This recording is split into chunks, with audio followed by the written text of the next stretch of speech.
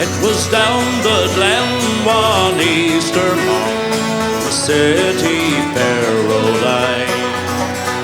There armed lines of marching men in squadrons passed by. No pipe did hum nor battle drum did sound its rat-tat-too, but the Angelus bell or the Liffey swell rang out in the foggy view. Right proudly high over Dublin town they hung out the flag of war. 'Twas better to die neath an Irish sky than at silver bar.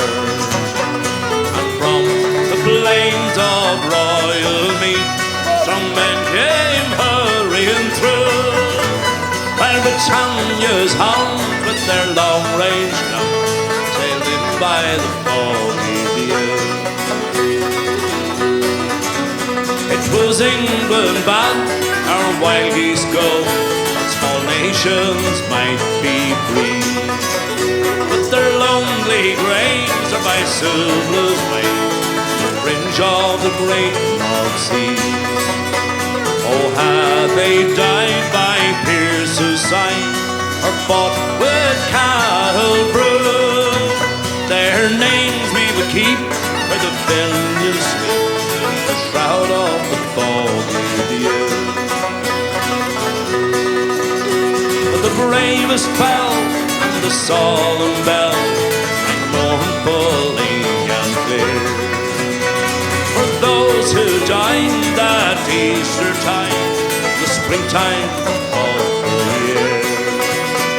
The world did gaze in deep amaze at those stout-hearted men but few, who bore the fight that freedom's light might shine through the foggy view.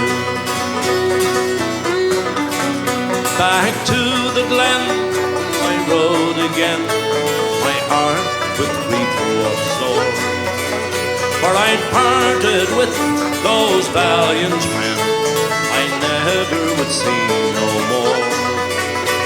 And to and fro in my dreams I will go, I'll kneel and I'll pray for you. Oh, slavery fled, ye rebel dead, when ye fell neath the foggy dew.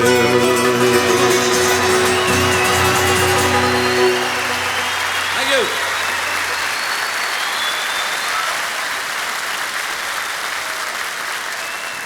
Well, the next song, ladies and gentlemen, tells us something about the Irish love triangle. In the Irish love triangle, there are three parties involved: a man and a woman and drink.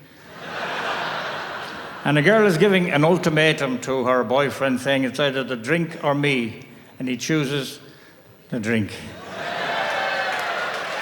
But afterwards, he relents, and they get married and live happily ever after, the three of them.